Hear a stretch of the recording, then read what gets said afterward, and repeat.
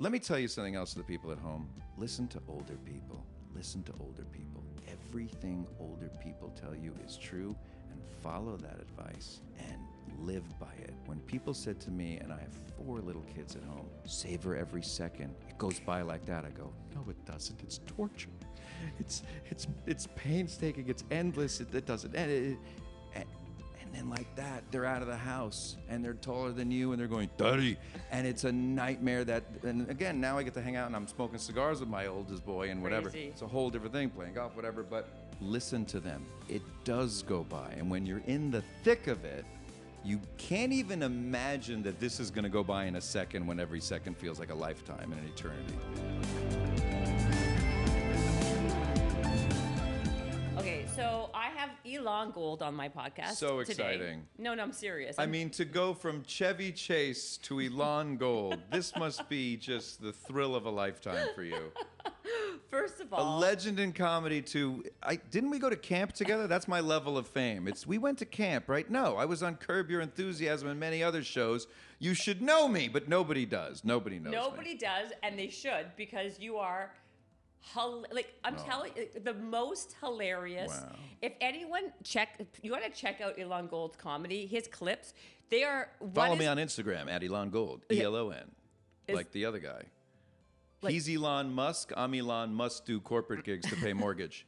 But anyway, yeah, follow me. I have good clips and good things on the YouTubes and the specials so and the Amazons. funny. Yeah, I You try. should be like That's nice. Sebastian. That's so nice. And I love Sebastian. I started with Sebastian. And the interesting thing about Sebastian is that, put a pin in that because I want to just address something to the fans at home. Jennifer, as I come here, and she's so lovely, and we met once before, right? Once. Jennifer, as I sit here, I sit down, she goes, you know, you blew me off. And I went, I'm here. We met once. How is the blow off between the first meeting and the showing up? Where's the blowing? I want to know. Where's the blowing? And I've been married 29 years, so that's a big question in my life. Where is the blowing? Where's the No, I gotta know how you this didn't, was. Actually, I think that You went, you blew me off. I went, no, because you're like, oh, you're this, you're that, whatever. And I remember when I first met you, I came up to you and I was so elated to see you. That's so nice. I was so excited, and you were kind of more like, yeah, thank you. Like you're pleasant. I'm a you were pleasant very person. Pleasant. But what is the reaction? I was actually What's pleasantly the proper? surprised how nice you are that you came I'm just over. a nice guy, you know. You were very pleasant. Yeah, and I, no offense, didn't know you, even though I know you're huge. I'm not. She's huge, and she's doing so well. She's doing probably better than anybody. And you look at all these podcasters, and they're not doing well. They're not doing well. They're fakes, they're frauds, and they're total disasters. But Jen is doing so fantastic. And, you know, she reminds me, when I think of Jen, I think about my wife, melanoma. What is it? Melania melanoma. Either one will kill me eventually. I will tell you that. But my wife, melatonin. What is it? It's Melania melatonin. They both put me to sleep. I got to be honest. But, you know, you're even more beautiful than my own wife, and you're doing so well. Anyway, can we get back to... So here's the thing. I didn't know you because I don't listen to podcasts. Did you just make it up on the spot? I had a couple of those in the bag. You did?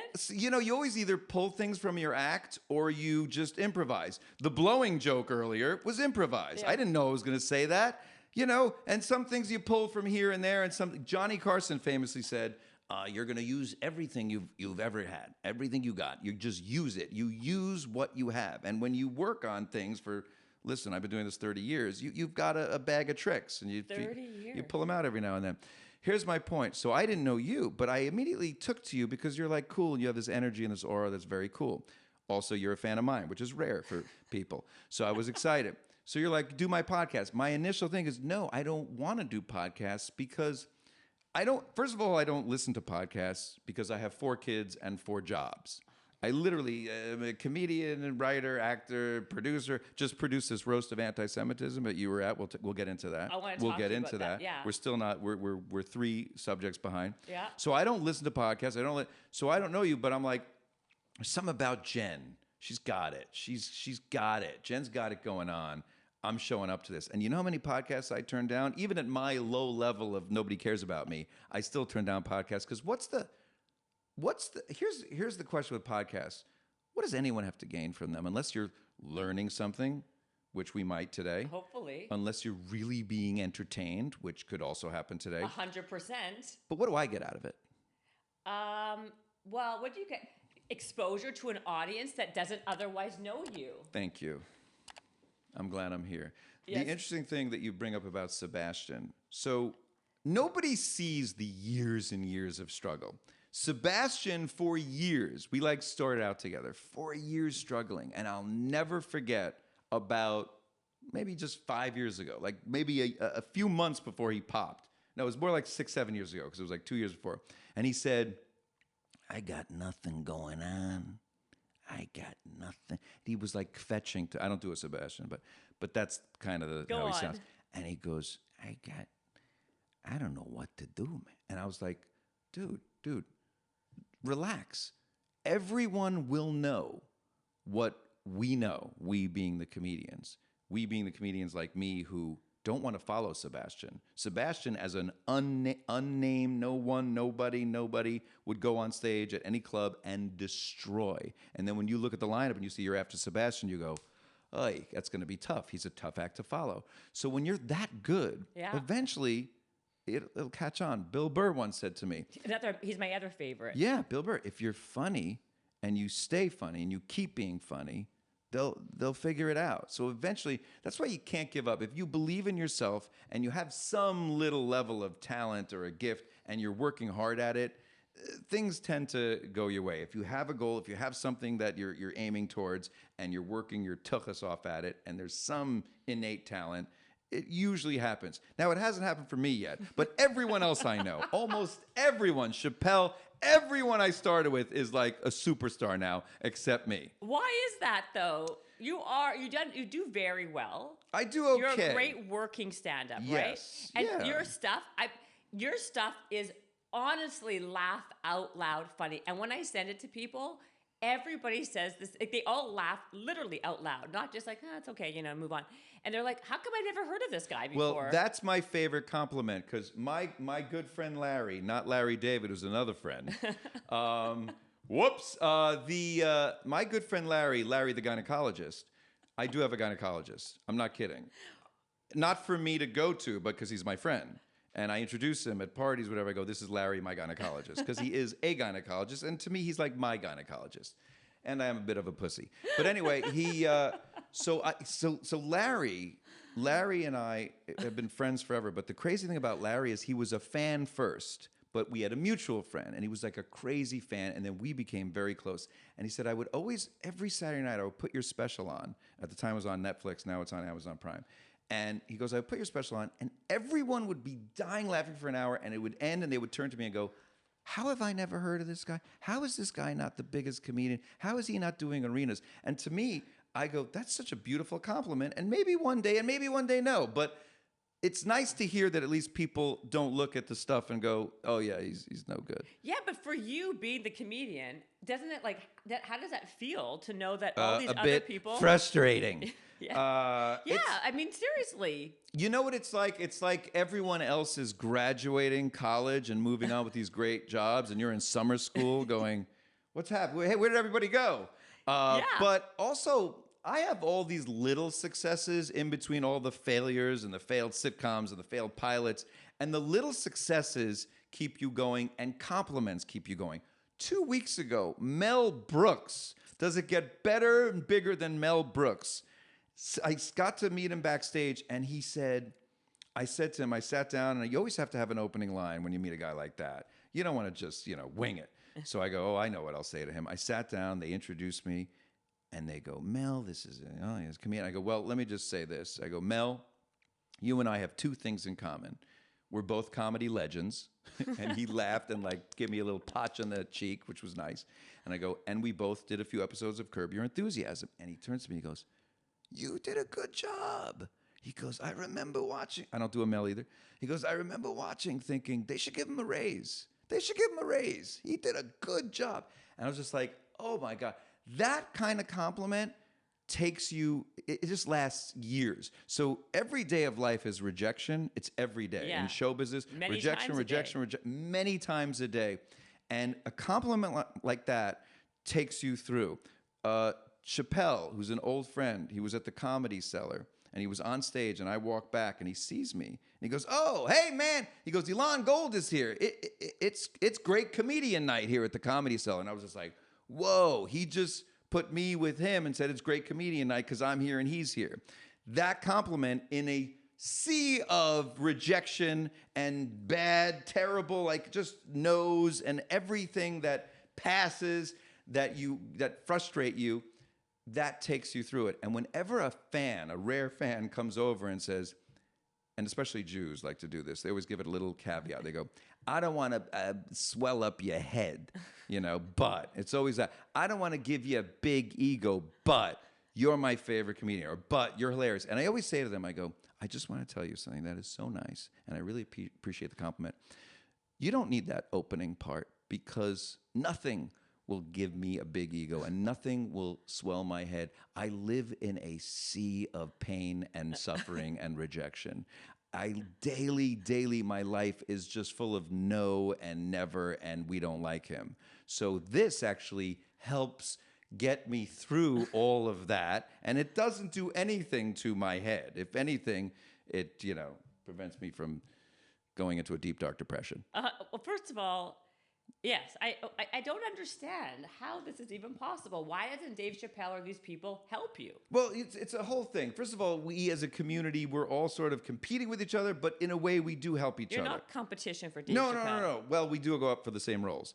But Do anyway, you- yeah, I was going to say, I don't think so. So why can't he include you on his tour? It is an every man for himself thing, and it is like, and sometimes, look, his closest friends, we're friends, we're not close. Like one of his best friends, one of my best friends, Jeff Ross, the great roast I think master. he's very funny, He's too. amazing. He's Yeah, brilliant, and he's the greatest guy. And I just told him this. I said, because he did this roast of anti-Semitism, which we'll get to, and I just told him, I said, the thing about Jeff, he's not just like the funniest guy, but he's the kind of guy where in the worst times, and I'm talking about like death, what he did for our mutual friend Bob Saget, what he did for our mutual friend Gilbert Gottfried, he is there for the family. He was at his best friend is Sarah Silverman. He was on Sarah Silverman's father's deathbed with him in bed, making him laugh in his last few days. Like, that's the kind of guy Jeff is. Yeah. Really? Yeah. But the point is, Jeff and Dave are best friends, so they're on the road together all the time. I'm not as close. But we do things for each other. During the pandemic, I had a stupid show called My Funny Quarantine, where I went on Instagram Live, and I would interview comedians. And everyone from Jeff Ross, Jeff Garland, to, huge people. Jay Leno, Judd Apatow, Bill Burr, Tiffany Haddish, Howie Mandel. All these people were like, "Oh, sure, I'll do it." And that's how they help. When there's an ask, Howie Mandel closing the show at Saban 2 nights ago. Hilarious. Got a standing ovation, so well deserved. I admire him so much. He's amazing. I told him my whole act used to be doing him and a few other guys. "All right, okay, what?" And I used to just do him with jokes that I would write in his voice.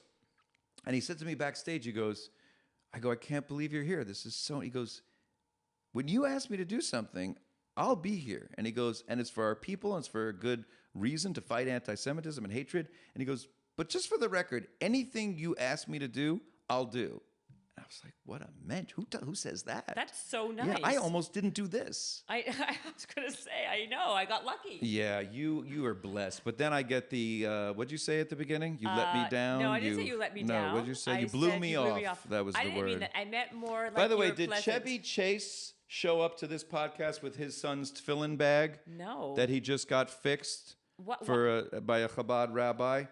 No, is that We're tefillin people. Do you know what tefillin is? Of course. Is that why is that why you brought it? No, or? I was at a lunch with a guy and a thing, and the rabbi showed. I go, "I have your tefillin." Great. You are like a legit observant. Are you an Orthodox Jew? We call it Modern Orthodox. Okay, modern. And I even have a joke, which only like sort of Orthodox or conservative or Reformed Jews would get, and I say, like, I don't do this in my regular act because I have like two acts. I have a secular act, and then I have like a Jewish act. You do? That goes really deep that you wouldn't even get. Really? Yeah, like I'm talking like sukkah jokes that like, you might not, like, what's a sukkah? Do you know what a sukkah? Of course I know what a Okay, sukkah is, fine. yeah. I didn't mean to insult you. Yeah. But anyway. I'm more of a conservative But you don't know what a person. schach is, which is Yeah. the roof of a sukkah. I do so. Okay, fine, sorry. I went to Lulav? I went to a private Jewish Okay, school fine, my so whole you're life. good. I Fine. speak Hebrew. Fine. Good for you. I'm not a Noah Tishby yet, but Oh, I mean, who is? right. Anyway, but I'm very. And I but- saw she had first row tickets, and I didn't. So just so you know, Okay. not through me. Okay, just making Another sure. kvetch, by the way. When I just walk in, I sit down again. I don't do podcasts usually, so I'm like, yeah, sure. I get nothing but kvetching. She goes, hey, those nosebleeds were really great. I hook her up with tickets. Now, let me just say this. You know what my response to her was? I said, you mean you were sitting in the row with my parents, wife, and my children? Those nosebleeds? Like it's the Saban Theater, and yes, I'm producing and hosting it, but I'm not working who's sitting where in the 1900-seat theater. That's beyond my pay grade. Oy vey. But anyway, I have a joke, and I say I am modern Orthodox, right? And after all these years, I finally figured out what modern means in modern Orthodox. It means not so. You know, it's the nicer way of saying I'm not so Orthodox. Then I have the punchline is it'd be great if there are other areas in life where you have the nicer way of saying things, like you go on a blind date. What's she like? Oh, she's very smart and she's funny. What does she look like? She's modern, pretty.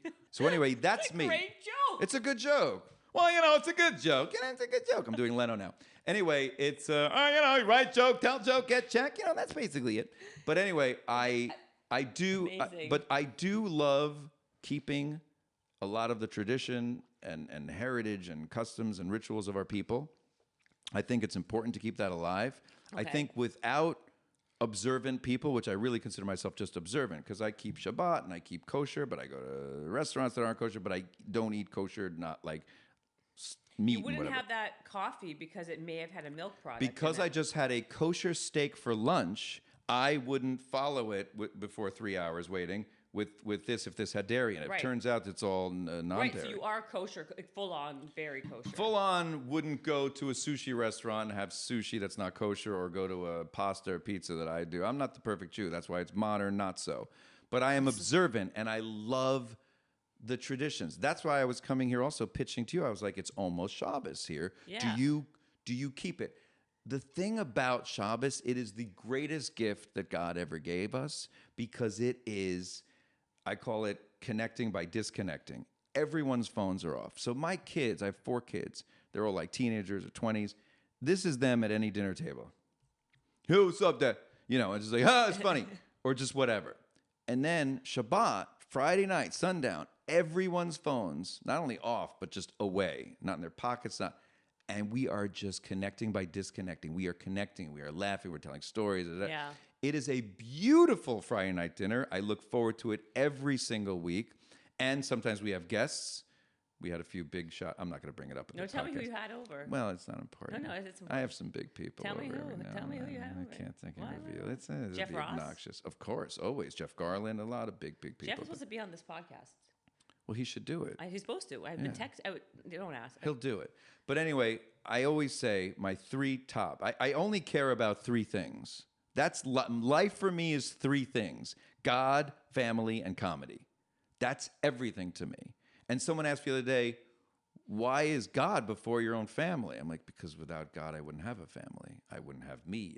We wouldn't have the world. We wouldn't have anything. Like, I'm a real believer. I have major faith in God. I mean, there's this thing called the revelation at Sinai, where 600,000 people witnessed God giving the Torah to Moses. And people witness this, not just 1 or 2 or 3, but like 600,000. And when that goes down generation to generation, you tend to believe it. And you go, okay, this was actually a real thing. And if you really look at, you know, the Bible and everything, there is so much beauty and truth in it. And I know there's so many issues with organized religion and all that stuff, and I hate that crap too.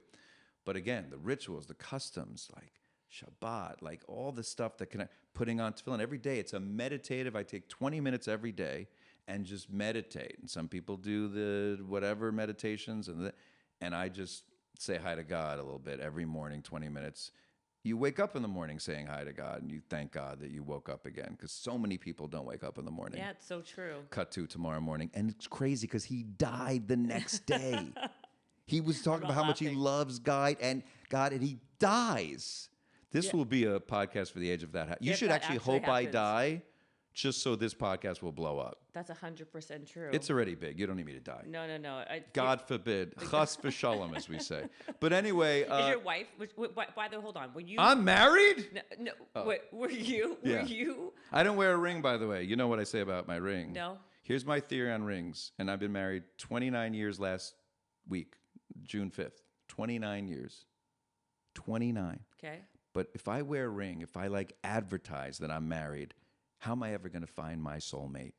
Anyway, I know she's out there somewhere.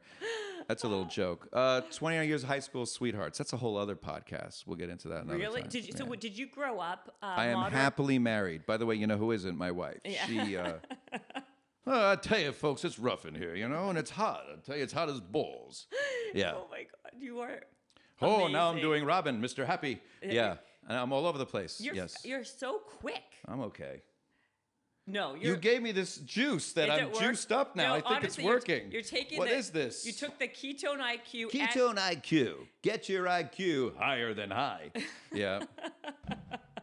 What? And you're drinking the. And I'm drinking this. Oh, this is going to be a real wild ride. Oh my God. Yeah. I mean, honestly, Yeah. it's crazy. What are we talking about, though? God. Yeah, it's nice to like God. By the way, if I'm wrong and there is no God, No, but what do I have to lose? I had a better life that was more spiritual and meaningful and connected. What's the downside of believing in God? That's a good point. Thank you. So did you grow up modern Orthodox was my question. So great question. So yeah, I did, but my parents never enforced it. They never forced it. In fact, both my brothers went away from it. Younger brother was gay. Not saying was because he's not gay anymore. Sadly, he's not alive anymore. What happened? He died of leukemia. Yes, horrible thing a few years ago. So still trying to process, get over that. But he was gay and a proud Jew, such a proud Jew, but grew up in the 80s when the gays were like not totally accepted by, especially Orthodox Judaism, by the community. It was like Right. sort of shunned. And so he always had that conflict about like, I love being Jewish. And I'm so proud of my identity, both my identities. And, it's interesting because I always used to talk to him about like he was more gay than Jewish. His gay identity was one step ahead of his Jewish identity, even though he wore like a Jewish star and all that. And I said, I figured out why. Because in your life, you faced more adversity and hatred about you being gay than you being Jewish. This anti-Semitism that's been rearing its ugly head over the last few years, we got to talk about the roast, is it was almost on pause for a bit. We almost had a good run between, the Holocaust and like the recent few years where it's sort of rearing its ugly head again. So he didn't face a lot of Jew hatred, but he faced a lot of homophobia. So he had to fight against that by being more proud of his gayness than his Jewishness. And he agreed. But anyway, he left religion, but again, stayed connected and would still come to family seders and Shabbat dinners and all that and loved it, but just wasn't for him and had that conflicting, How old was he when he died? Oh my God, he was only 44. So I'm going to ask you the obvious question. Yeah. So you believe in God like you do. Yes. So in your mind, how do you reconcile? Oh, that's easy. Okay. There's one thing. First of all, there's two things. One is you could never figure out God and why bad things happen to good people. One day we will all understand why all these terrible stuff, hunger and wars and famine, all that stuff. But there is a Talmudic thing that sort of explains it, but it's too long to get into. That makes me realize, oh yeah, that makes sense. The short end of that is it's about how like a beautiful loaf of bread is made, and it's first with like this wheat field, but then you have to chop down the wheat field. Like, why are they chopping down the wheat field? And then you have to burn the wheat, and they have to burn the grains. And why are you burning the grains? Those are good with it, burning it. And then what comes out is this beautiful loaf. But you don't see the loaf when you see all the negativity. So we don't know what the loaf is. Whatever. That's number one. But number two is, Ari was his name. Ari, was a blessing. And even for 44 years, and it was a blessing that while he should have and could have lived till 100, whatever, he really did fulfill his purpose on earth. And he was a singer-songwriter. He was a pioneer. And Billy Porter even said, who was his boyfriend for 2 years, Billy Porter said, we're all standing on the shoulders of Ari, because Ari was like the first to ever do love songs with a man, another man. That was never been done. Even Elton didn't do those. Really? So yeah. So it was like, he was the first recording artist that came out, and he had a big gay following. He never broke it mainstream, and you don't know who he is, but he had a following in that world, in that community. And I mean, everyone from Boy George, Billy Porter, RuPaul was a good friend of his. And oh my God, he would introduce me to trans people before I knew what that was. And it was like, he was such an eye opener. He just taught me so much about love and acceptance. And he fulfilled his purpose. And one of his songs was called Leave the World Changed. And that's what he did, meaning he left the world, he himself was changed. And he changed the world by, with his music and his work and his life. So anyway, so you don't go, God, why did you do this to me? But then again, I can't speak for everyone. There are so many tragic cases of people losing children, God forbid, all this stuff where there are no answers. I would never give that person an answer. Your child was no, there's nothing you could tell that inconsolable parent. But we just don't know. We don't know anything. We don't know why we're here, let alone why we leave here. That's so why true. are we here? Why am I doing this podcast? Did I mention it's almost Shabbos?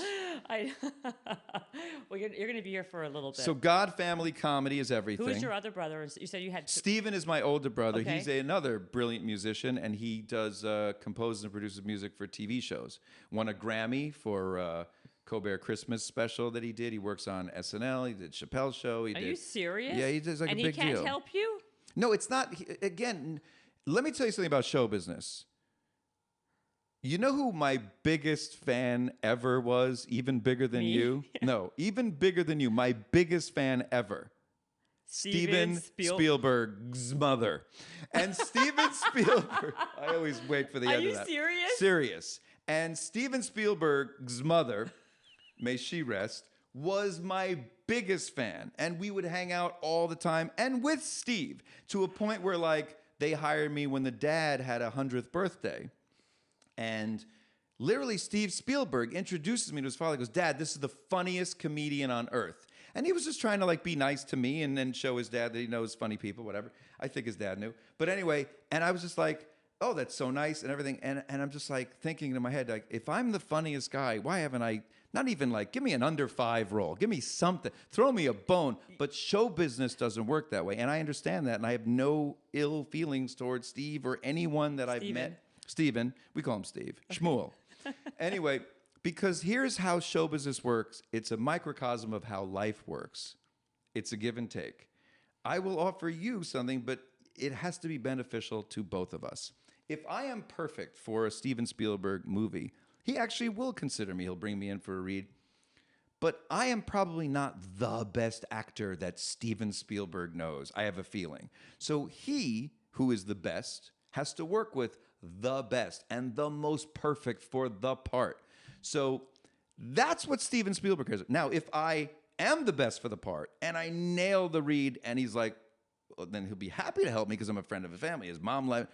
But it has to be mutually beneficial. It has to be. There is no, I'll help you. I got you. I'll help you. It's all, well, what can we do for each other? What have you done for me lately? What can I do for you? What can you do for me? It's just a give and take. But so is marriage. So is friendship. So is life. We don't even realize it, but everyone is just in a constant, you do for me, I do for you thing. It's a constant. If you're in a relationship where the other person isn't giving anything of themselves and you're not benefiting from them, that relationship ends quickly. That's 100% true. Yeah. However, so you're saying, okay, even with the mom loving you, he loved you. But there are times in people's lives when something happens and something shifts. Like Sebastian, you told us, like 2 months prior, he had nothing going on. Right. What happened? Someone has to give him a break somewhere. You're right. Well, first of all, he gave himself a break by working so hard and you too. running around the country, and then he you put too. out and here's the thing. Here's where I'm at and the difference where he was at. He did one special, and I said, once people see this special, they're going to figure out what we all know. They're going to see it. They're going to get it. The special comes out, nothing happens, and even I was in shock. Which one was it? It was his first one. I think it was on Comedy Central. Was it Stay Hungry? No, it was before that. Okay. And only now are people watching it and going, oh my God, this is an amazing special. But nobody really watched it. And I'm sure that made him even more miserable. Then he comes out with another special, and meanwhile he's on tour and still making more and more fans by the comedy club before it became theaters.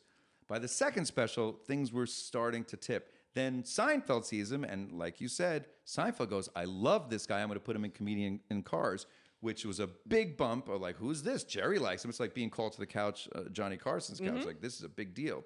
And then by the time he had his third special, it was like, boom, and everything. It was a confluence of events that just And you just went said together. it. Jerry Seinfeld liked him, and he was powerful enough to make a change. Absolutely. So Steven Spielberg has that power too. Yeah. Is my So point. I'm 1.5 specials in now, and it really does take. Burr also, not till his third. John Mulaney had a special or two before anyone knew him, and now he's like the biggest and most respected guy. So it does Which one? take a few. John Mulaney, you don't know? Oh yeah, John? I know.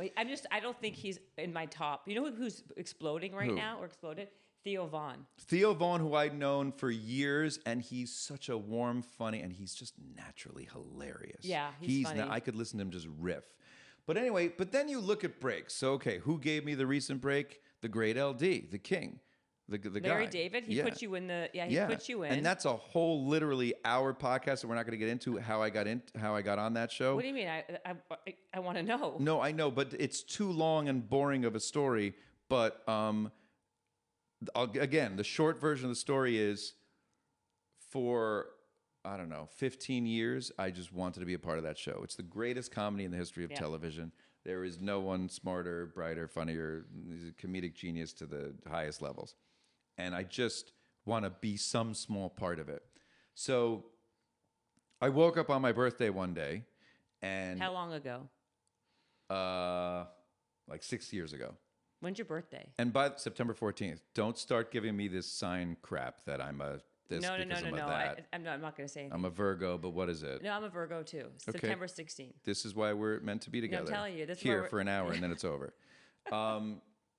So anyway, so I wake up on my birthday. Now, mind you, not only do I admire this show for years, and not only, and I met Larry before, and blah, blah, blah, it's too long to get into. And my son, who became like obsessed with Curb when he was like 15, 16, and just said to me, Daddy. I have a bit about that, by the way. He's 22 now, and he's taller than me. He's 6'4". He still calls me Daddy, which is adorable. Oh but my usually when God. you hear Daddy, it's from like a little like you have, looking up. In my house, it's like, Daddy. Yo, Daddy. And I'm like, what? Daddy, can we get ice cream? Anyway, so he said to me, Daddy, you should be on that show. I was like, oh, that's so nice, Brandon. But maybe one day. And in my head, I went, that's never going to happen. And then in my head, I said, but it could happen. And if you will it, you never know. So again, one day, the short version is I wake up on my birthday and I turn to my wife, Sasha, and I said, I was getting all these emails and texts and very nice. It's nice, but I'm like, oh my God, this is so much work on my birthday. I just want to relax. And I'm like returning calls and emails and Thanking everyone for saying happy birthday. thanking you. Now I got more work than on an average day. And I'm like, well, what kind of birthday is this? And I realized that's Larry's observation. He put that in a movie. I hate birthdays. It's like work. I got to work though. And I went, I love that guy. And I went, Sasha, I'm gonna go say hi to Larry David. She goes, what? I go, for my birthday. My birthday gift to me is 10 minutes with LD. Were you friends with him? No, not at all. And she goes, how do you know where he is? And I go, well, I know where his office is because the two idiots, Jerry and Larry, when they did their Comedians in Cars, Jerry picks up Larry in front of his office that is such a recognizable building on Bundy with the big 3. They moved out, so I can say it now. With a big 3 in front of it, a big number 3. And I go, I know that office. It's like 8 minutes from my house. So I go, I'm just going to go there. Well, how do you know he's there? I don't know. I'm just going to go. Sasha goes, okay, you're going to get arrested. Have fun trespassing Larry David's office. See you in about, 6, 7 years, 8 years? So I go, I don't care. I'm saying hi to Larry David. This is my birthday gift, and I got to say hi. And I just, literally, I could hours of it. But thank God, when I finally got there, and I was telling everyone from the guards to everyone, like, I have a meeting with Larry. And they were like, okay, it's right this way. And literally, everyone's like, what are you here for? You have a meeting with Larry? Yes. I would just go, yes. Like security. Oh, where's Larry David's office? You have a meeting with him? Yes. It's right there in the front. It's unmarked door. And then finally barge in, and luckily, as I'm ready for the cuff, Jeff Schaffer, who's a showrunner, the brilliant Jeff Schaffer, goes, Elon, what are you doing here? Because I had known him from Seinfeld, because I worked on a terrible sitcom on the same lot, and I used to just go from my terrible writer's room to the brilliant geniuses at Seinfeld, just hang out and do impressions for them and make them laugh. And Jerry and everyone loved me. So Jeff knew me from there, and I would just, whatever. I would always try to be funny, and then Jeff goes, what are you doing here? And I go, funny story. I woke up my birthday today. He goes, come on back. Cut to, I'm riffing with Larry and having the best time. And he loved the fact that I had this and I'm crazy enough to do, like, it's a crazy person, but it's also tenacity and all that. Look who you're talking to. Yeah. And I just said to him, I go, I'm such a fan of yours that I just want some sort of mutual admiration society. So I want you to watch my special. He goes, I'm not watching your special. I'm going to figure out you were here 10 minutes from now. And he was just busting my balls, just playing with me the whole time. Cut to a year later, I went back on my birthday. They were in New York. Waited another year, year 3. And again, a whole other long story, but hit it off so well. And finally in that meeting, I said to him, I don't know how much longer you're doing the show, but I need to be a part of this. And I said that to Jerry when he was doing his last episode. And there were no speaking roles, so they just threw me in as an extra in the diner in the final episode. So I was in that. But just to be a part of it, I go, I'll be a waiter. I just want to be on set. It's like rarefied air to be on a set like that. It just comes once in a generation. Like, it's just, I just want to be a part of it. And he goes, oh, well, I know what you could do, and I know what you can't do. And I go, what can't I do? He goes, there's things you can't do. And I was like, whatever. And I leave, and I find out he's talking about me. He's literally trying to find something for me. And then like another year goes by.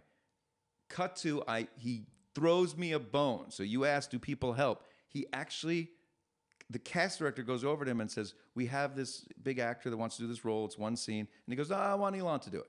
Like, what? Yeah, Elon Gold, he's really funny. I like him. Get him.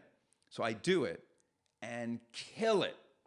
And it's 2 hours back and forth improvising. And improvising with Larry David is like tennis with McEnroe. You hit the ball to him, he hits it back much harder, and then you hit it back hard. And then it ups your game, and you're just playing the best tennis of your life. And it was just like, oh my God, I can't believe I'm on Curb. And then I get the call, this is what a mensch he is, from Larry. I'm sorry. I'm like, what? No, I'm sorry. No, it was cut. I'm like, I'm in physical pain. And he starts laughing. It was cut for time, because when you have an episode that runs long, you know, any scene that doesn't move the story forward, it's gone. And he goes, we were both so funny in it, and it bothers me that it's cut, but there's nothing we could do. He goes, but I'll find you something in next season. And I go, how likely is another season? He goes, likely. And then he does another season, hires me for 2 episodes. My manager goes, you know how you were cut from 1? You're in 2 this season. Killed it, brought me back for a 3rd, and has the best time of my life. It's my favorite things to date that I've ever done. I'm so proud of it. But that's years in the making and years of just willing it and working it and going back and showing up and not waiting. Can I get an audition for Curb? They don't want to see you. Again, rejection. They don't want to see, they're not interested. Come on, just get me in the room. No. All right, I'll get myself in the room. You got to do that sometimes. You have to do it all the time. Yeah, all the time. So actually, you were bold enough to go there in his office, meet him personally, and that's how you ended up on the show. But again, going back to what I said before, someone does give you a bone once in a while. But also, I have to do something for him. So what am I going to do for him? Deliver. Be funny on the show. Be good. Because if he didn't recognize that, oh, this is a guy that I could riff with on the show, he's not giving me. He doesn't care. It's my birthday. He's to put random people on the show. Jeff said, oh, Elon's a really funny comedian. He's been on this and that. He's so talented. And Larry's like, And then when he saw it for himself, he went, I could see what you could do on the show. I get it. I see it. So that was my audition.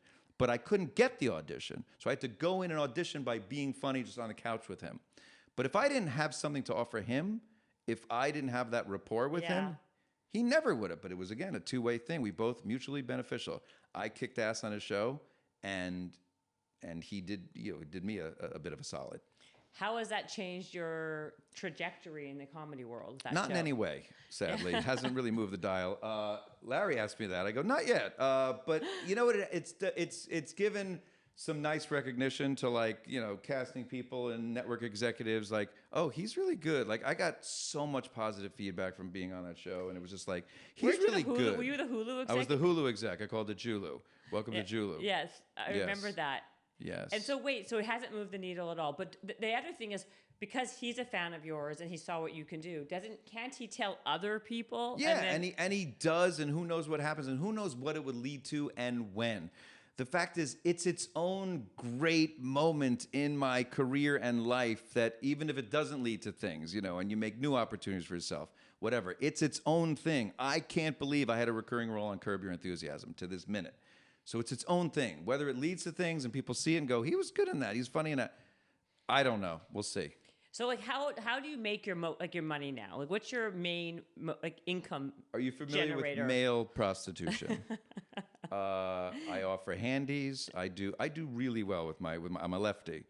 So Okay, I'll keep that in mind when someone you don't asks. have a No, if someone comes to me and is looking for someone like you, I can always recommend. I refer. do stand up and I do projects and I sell scripts and I'm always working and developing shows. How often are you standing up, like doing stand-ups? I mean, like almost nightly. You saw me Wednesday night at the Savant Theater, sold out. Not important, 1,900 people. Anyway, and those gigs pay, and I do Did private. you get paid for that? Yeah, I get paid. I don't leave the house without getting paid, although this was a mistake. I do gigs and fundraisers and corporates and Jewish gigs and I do What's gigs. the price range? Like how much are you making when you leave the house? Like what's the price range for someone at your level? You're so Jewish. I want to know. That is the most Jewish question I've ever. This is like what people say to me when they say, "We saw you on Curb. You were fabulous.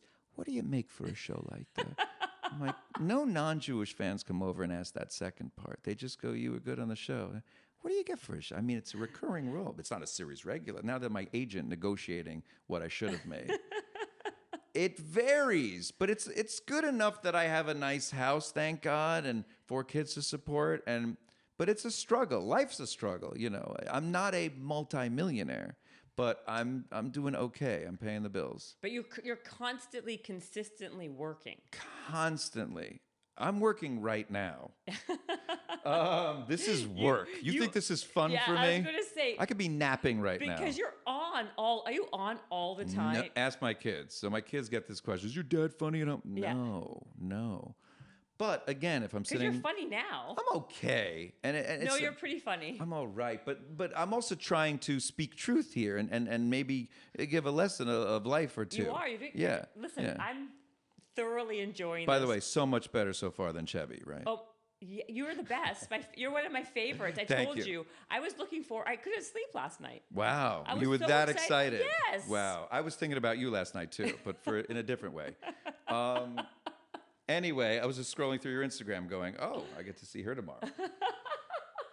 It's exciting though, but You are so funny. thank you. I try. So wait a second. My wife doesn't think so anymore. Well, wait a second. I was going to ask you a couple of these questions. So what? Okay, you did. So was she brought up to be Orthodox? No, not at all. Like conservative, and she mall every Saturday. She's like a Scarsdale girl. I did well, beautiful, smart, Scarsdale. funny, and came from a wealthy family. Oh, that's why you're okay then. No, because they pretty much lost everything. So thank God I didn't marry for money. Oh gosh. And don't let that be another lesson, kids. Don't marry for money. Comes and goes. Do not marry for money. I married because I fell madly in love with her the night I met her when I was 15 years old on the eve of my 16th birthday, and I turned to my friend Leon Lowenstein after spending 3 hours with her, and I said, "I'm marrying that girl." And she was like, "No, you're not." Really? Yeah. And you actually ended up marrying her? Yeah, and then 6 months of best friends and courtship, and she's like, "You're ugly and stupid," and then, which I am. And then finally, you just keep working it, and then one day she just woke up and went, "Yeah, I like you, and you're kind of cute, and let's go out." But, Did she work too? Is she a comedian? No. She raised the 4 kids. So Yeah. Oh, and I would not marry a comedian. Oh, no. I was going to say, do you have depression? Because I find No, like I a lot have zero depression. I get down, and I when showbiz and rejection and life gets you down, I get down. Yeah. But I always get through it, and my kids make me so happy, and I'm a happy person. Yeah. Genuinely and generally, I'm happy. I'm not one of those tormented souls. I don't do comedy. And a lot of my heroes are like that. Billy Crystal, Martin Short, Eddie Murphy. These are like Howie Mandel. These are not people who are just depressed. And then I have a few heroes that were like Richard Lewis comes out of depression. Gary Goldman is one of the guys now who's like, talks about depression in his specials and everything. But that's not me. So by the way, so does Howie Mandel. Yeah, and he has definitely issues. a lot Yeah, Howie was a bad but Because he's there very are depressed. He's yeah, got a lot of that's true. anxiety. He is one of those that has that. And he has and to OCD distract, and OCD, he has but to he has distract. to distract himself constantly. But Menchie is sweetest guy. But also also just generally happy and just wants to make other people happy. But I was making my dad crack up last night. He's in town. They're both in town, my parents, and they're staying at our house. and I was doing like these funny voices for him, making him crack up. And I literally had the thought, it's so nice to see my dad laugh, but I'm not one of those comedians that grew up going, I just wanted to make my parents laugh. And once they laughed, I said, this is what I have to do. I always made them laugh, and they always laughed at other things and other people, and they weren't depressed, and I wasn't depressed, and it was a happy childhood and household. You seem like you had a really nice life. Such a nice life. Yeah. And I got to say, it's weirdly being passed on because my kids are so, thank God, happy and mentally healthy. It's crazy how much people point out your kids are unbelievable. And the perfect example is last week at my daughter Emily's graduation from 8th grade. We were in this school. What school? Maimonides. Oh. It's a private Jewish school called Maimonides, or as I like to call it, My Money Dies, because it's expensive. Anyway, these private schools are crazy. So we spent 20 years there, and every parent gets it's like a tank top that has the number of years their kids were there. So my first son is 23 now, was there at 3, and then another daughter, and then another son, and then Emily. So yeah, we spent what, $800,000, get a freaking T-shirt. But anyway, so the head of school stopped the ceremony and said, you know, we're going to honor the parents who are the 20-year parents. We have a 19-year parents, and then we have a 23-year parents.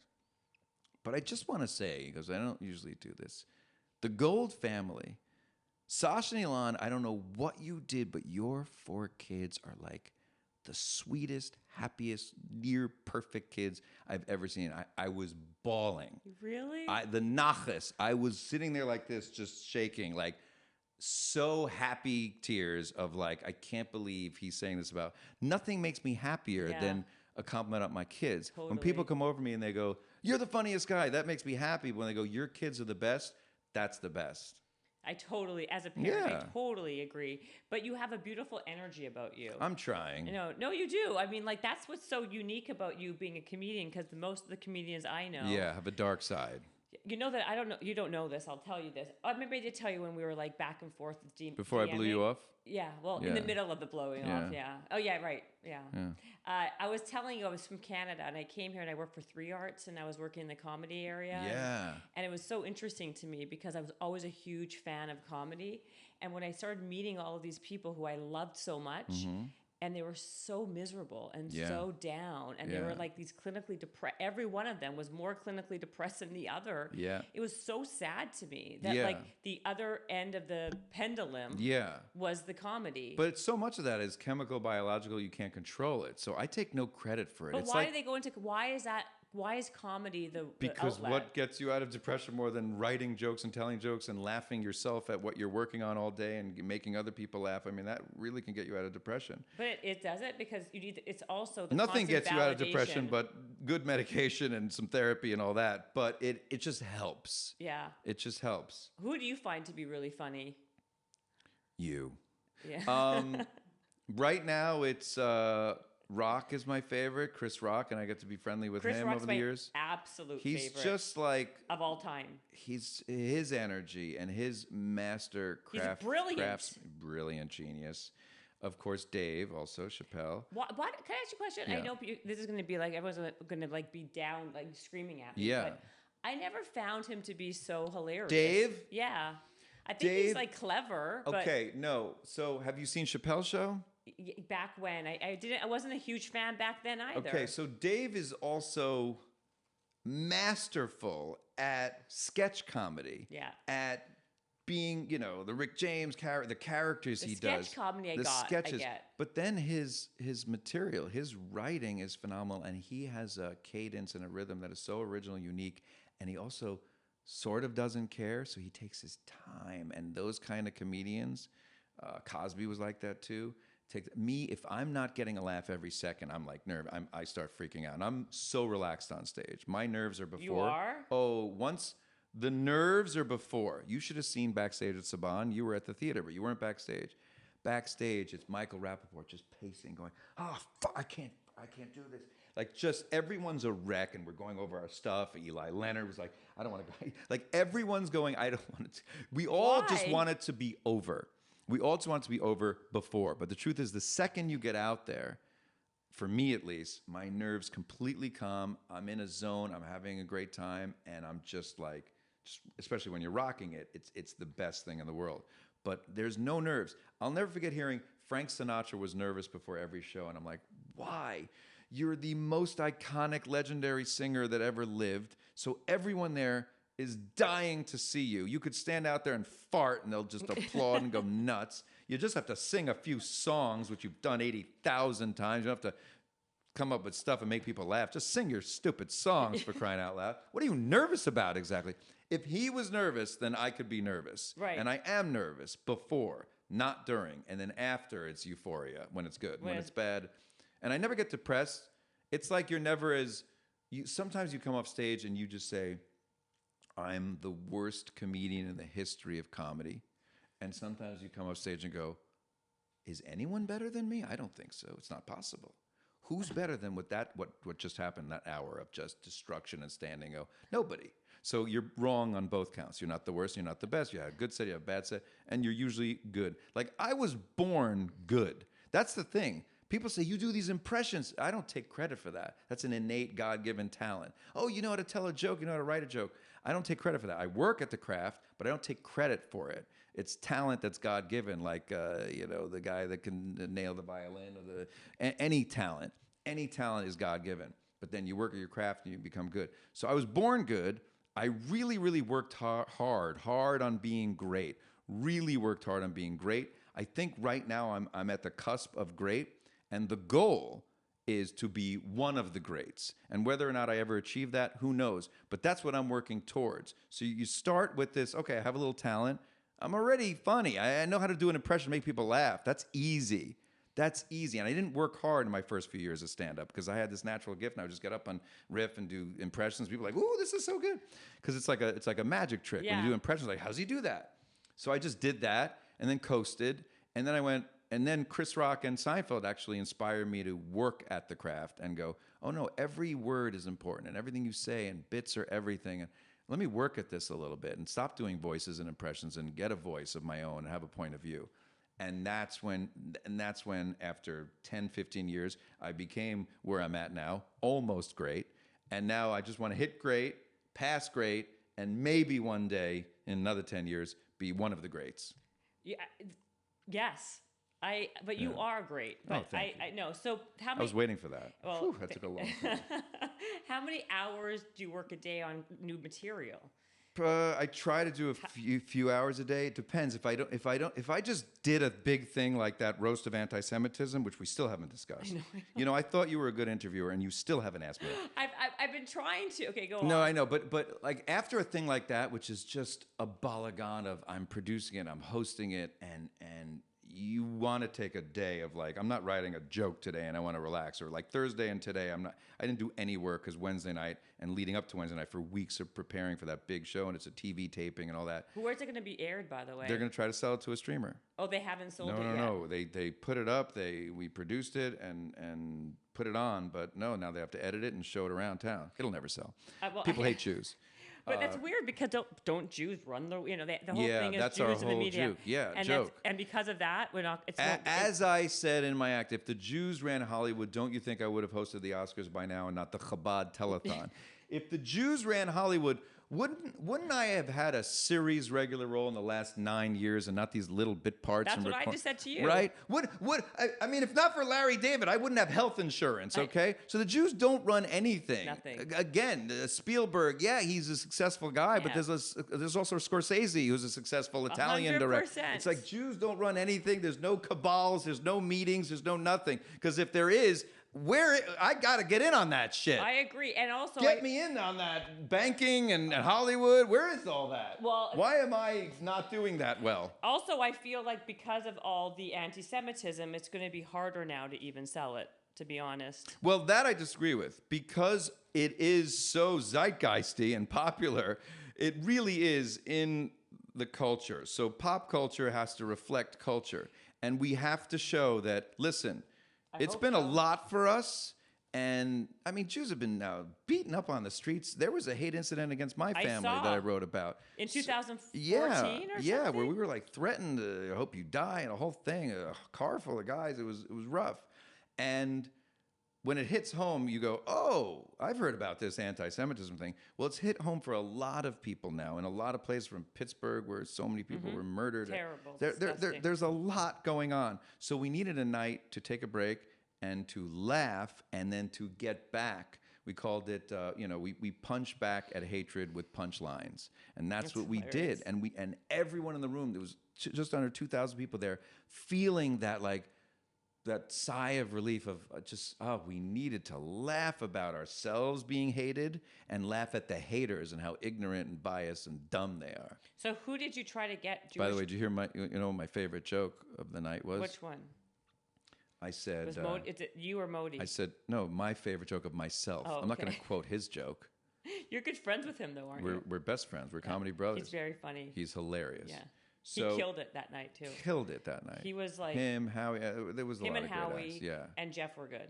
That's it? And, well, you were of course... let me tell you the truth. You were excellent. Thank you. Modi was excellent. Thank you. Jeff was good, really good. Yeah. Howie was excellent. Howie was excellent. Thank you. Anyway, so... Oh, my favorite joke of the night? Mm-hmm. Actually, there were a few. One was...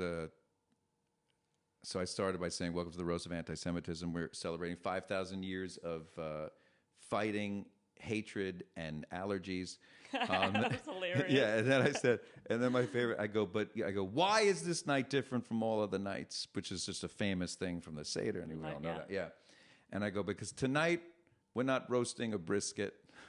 Tonight, we're not roasting a flanken, which is a piece of meat. We're roasting a farrakhan, And I go, and we're going to take a page out of... Jesus' book, but except we're going to walk on Roger Waters, which is such a great joke because, again, Roger Waters is out there doing concerts in Germany wearing like Nazi stuff. Talk about Anne Frank. This is insane that this is happening today. Happening? This is absolutely insane, and it's acceptable, and there's 30,000 people cheering, and it's like, okay, it's crazy. So, again, fighting back with jokes. Was this your idea to put No, not my... I got a lot of credit, incorrect, displaced credit that night because I was hosting it and I produced it. So but whose idea was it? Stand-up comedy? it was a guy that you don't know who just said, we got to do something, and he raised money. I don't know what it was, $500,000, whatever it was, not a lot of money. And most of the comedians did it on the cheap, as we say, and we just put it together quickly and as best as we could. How long did it take to put it together? Like 5, 6, 7 months. Yeah, I didn't see much advertising for it. No, we just started. We just knew who was doing it. I got all my friends I called in favors. Rachel Bloom and Howie Mandel and all these people that I've known and worked with. Did you ask Sarah Silverman? Yeah, but Sarah's grieving. So Sarah said, I wish I could be there. I was doing another benefit with Sarah and Jeff Ross, and I go, so you can't? She goes, I'm grieving. I shouldn't be here tonight, but this was a commitment, and I keep my commitments from months ago. So Sarah would have been perfect. I wanted her to host also. Yeah. She's the perfect because she does all that stuff. Yeah. Who else but did you next ask time when we do another one, who else did I ask that we did? Oh, Deborah Messing wasn't available. I wanted her to host. She's a big, outspoken advocate. Right now, she's doing great. And we didn't even need a comedian. We needed a figure to just host it, and the comedians will make the jokes. Yeah. But who else did you ask? You want my... aren't these podcasts usually about like, what's your to-do list? Didn't you just have a podcast with what's your bucket list? Now it's who was your rejected list? No, I want to know. Who hates you so much that they said, we don't even want to help you or your people. We don't want to help the Jews. People like to know the nitty-gritty. Fight anti-Semitism. I want to know who else was on the list. Honestly, most of the people that said no, great people like Billy Crystal, said no because Billy's in New York, so he can't do it that night. I love him too. He's the reason I'm doing comedy. I said on stage, it's him, Eddie Murphy, and Howie Mandel are the reason I'm on stage. Did you ask tonight. Eddie Murphy? No. I'm joking. Yeah.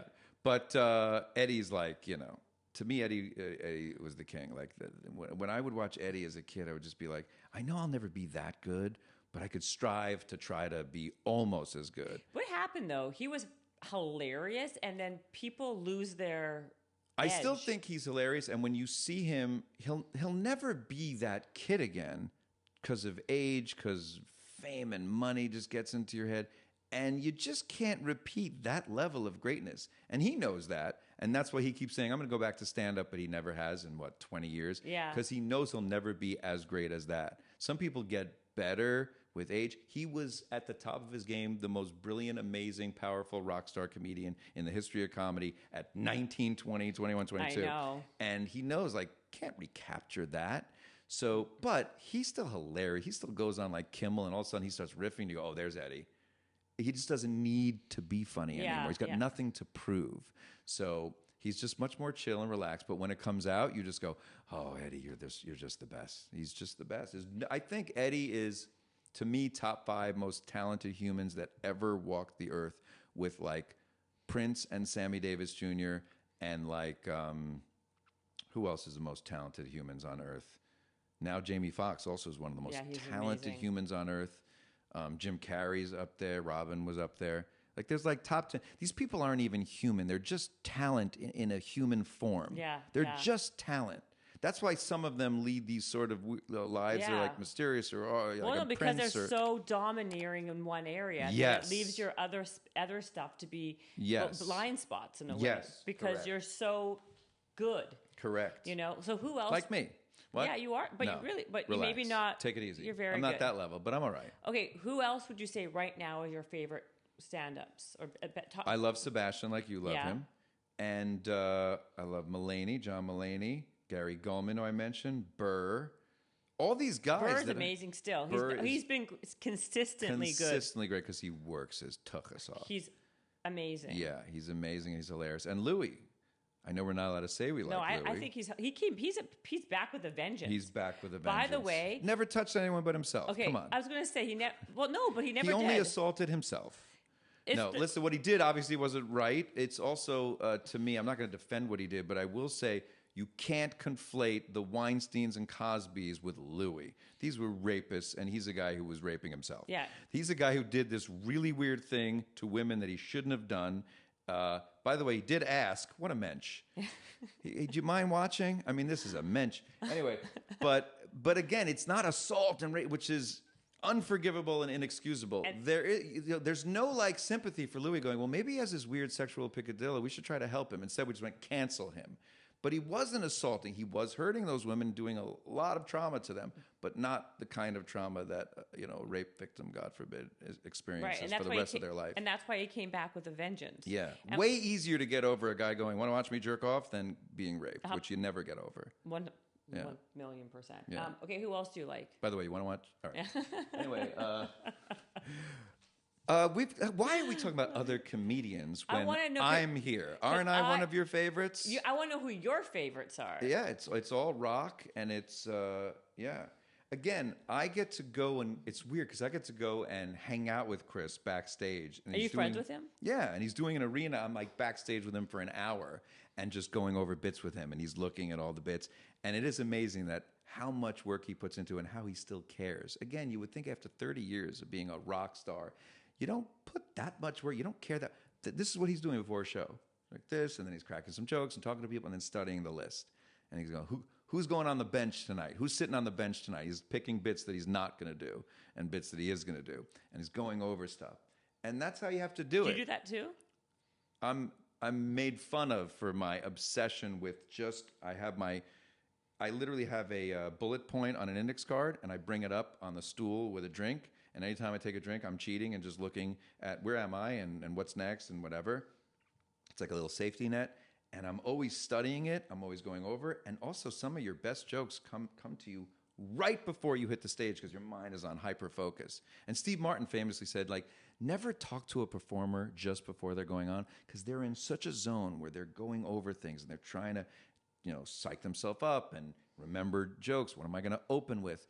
People who come over to me before a show and I'm standing back there and like, hey, Elon, I just wanted to tell you, there's a funny story. I go, no, I just got to go over this, sorry. And then you come off as rude almost. But I'm like, I got to work. There's 2,000 people. I got to work. And you have to focus before you go on. And if you don't, but again, then there are guys like Chappelle. And I've said this about Dave. Chappelle transcends comedy. He's almost like a poet with punchlines because he doesn't even have, and he puts in a lot of work, but he can just walk up and riff for 4 hours, and it'll be like the funniest show you've ever seen. Surprised that you have such good taste. You love me, and you don't like Dave. That's surprising. You got to do a deep dive. I don't dislike him. He's not one of my absolute favorites. He doesn't make me belly laugh. He's just not my style. Everyone else is calling him the GOAT. Everyone thinks he's the best thing in the world. Yeah. And, it's his cadence, it's the style, it's the delivery. Yeah. Like, I don't think he even holds a candle to Chris Rock. I think it's different styles, but they're both, to me, the GOATs. And getting to see them both doing an arena tour like a few times the last 6 months is just so fun. So you got to get on the tour. Yeah, it would be nice. Guys, I'm around. I'm doing this. I'm not doing much. Come on. I love it. So then you look very unhappy with that mask. Are you unhappy? Is it 2021 again? Yeah, he has some. No, it's okay. He's I understand. I never mask shame. You do what you got to do. But just thank God, no, most people aren't. I mean, that theater, 2,000 people, I don't think I saw a mask. I know, not one mask. I don't think I saw a mask. And listen, masks, I'm not anti-mask. I wore them and they helped. And I don't know about vaccines, although I'm triple vax. I have no evidence whether they worked or not. We do know that people stopped dying, but what we don't know is, did the virus become less and less deadly? So no one knows. Anyone that says they know for sure whether vax or not are crazy. So that's why I'm a moderate in my politics. I see both sides of everything. Me too. I'm the same way. The vaccine, I have noticed something though in people in their 40s. Mm-hmm. People are dropping dead of heart attacks. It's weird. Who have vaccinated. It's weird. Been vaccinated. So then you go, is that vax? And by the way, I have a doctor friend who, and every doctor says take the flu shot, and we all take flu shots. But it's like my good, smart doctor, not Larry the gynecologist, not the gynecologist, the surgeon guy, the general surgeon friend, even smarter than the vagina doctor. Oh, was he the one in the first row that you put in there, or no? I didn't put anyone in the first row. My family was with you in the back. Even my mother said to me, that's what I go, do you think I put you there? I said, hook these 38 people up with seats. And the truth is, I never like anyone I know, especially know and love, like you and Mom, in the front or front. Once I see a face I'm familiar with, I'm now thinking of them, and I'm thinking, what are they thinking? And I'm thinking, really? And when it's a sea of strangers, that's all I want. I never want to see my parents, my wife, my kids. I never want to see them. Who were in the first few rows? I have no idea. I had no control over seating. Oh. She can't get over the fact that this big macher, big shot, who's got her own podcast, 500,000 followers. Why was I in the back? That's not true. I didn't control that. That's you weren't in the very back, were you? I was. Yeah, I had to move. Do you know I balcony, on the rear balcony? Yeah. I was in the back. Mm-hmm. I had to finagle to get to the second. Finagle is Yiddish for push. Yeah, be pushy. To the front middle. Right. of the balcony, and it was very difficult. Someone came around, and they're like, "I think, Miss, you're in my seat," and I was like, "Really?" On the balcony, and they're like, "Jennifer Cohen," and I'm like, "Oh my God!" Right. It was someone else I know. Well, when I am backstage again, going over jokes that I've never done before, which is the hardest thing to do. Which one? The Roger Waters? Yeah. So the first few minutes were just roast jokes. Yeah. And I can't go try out. And then you integrate other stuff. Yeah, and then I did bits that I'm used to, and that's just fun. That's fun. Yeah. But people love when you did Donald Trump. Thank you. Yeah. And we did very well. But when you do jokes that you've never done before, I just apologized to Howie. I said, Howie, you killed it. You got the standing ovation you deserve. But my one regret of the night is when you were in the green room, which is so gracious, is he had his own dressing room, but instead he sat with all the comedians and just hung out with Jeff, with everyone. So nice. I go, when you were in the green room, I didn't get to hang. I would pop in, but I didn't get to hang. It's all I wanted to do was hang with my comedy brothers and sisters. And I couldn't hang because I don't know these jokes and I've never done them before. And if you go out unprepared, you're just going to die. You're going to flub. Jokes that you've never tried. The whole point of doing comedy is you hone it for years and then you go out and tape it or whatever. But if it's a big deal and they're taping it, you don't just try out new jokes. But I had to because it's a different thing than my act. It's a roast of anti-Semitism. So I was just so focused. I said, I'm so sorry I didn't get to hang with you. Can we hang? He called me into the office. We're going to come hang out next week. You are? Yeah, Where? You want to come? Yes. You're not invited. He is, though. What's your name again? William's invited. I can't go. I was going to ask him. By the way, he'll appreciate the mask thing. Yeah, you would actually. I would. One joke I didn't do about Howie in the intro. Howie Mandel is a well-known germaphobe. He's afraid of Germans. Anyway, does he folks. Does he live in L.A.? He does. You want his address? Maybe, yeah. It's 4932 Burton Way. Yeah, I don't know his address. Could we be friends? He just gave me his number. You know how exciting it is to have a number? Well, how did you get his number in the first place? So weird. He gave it to me. No, not his number. I mean, how'd you get his number? Not his number, but when Good question. He was on your He was on your quarantine show. Yeah. You didn't connect back when he's on your quarantine Correct. show? I found out through an agent friend who his tour manager was and emailed him. And then he goes, Howie's a fan of yours and you guys have worked together. And we did like Just for Laughs in Montreal together. But we weren't friends at all. I was just an admirer and we got to work together. He hosted this big gala that I was one of the young comedians on. He was very nice, like from day one.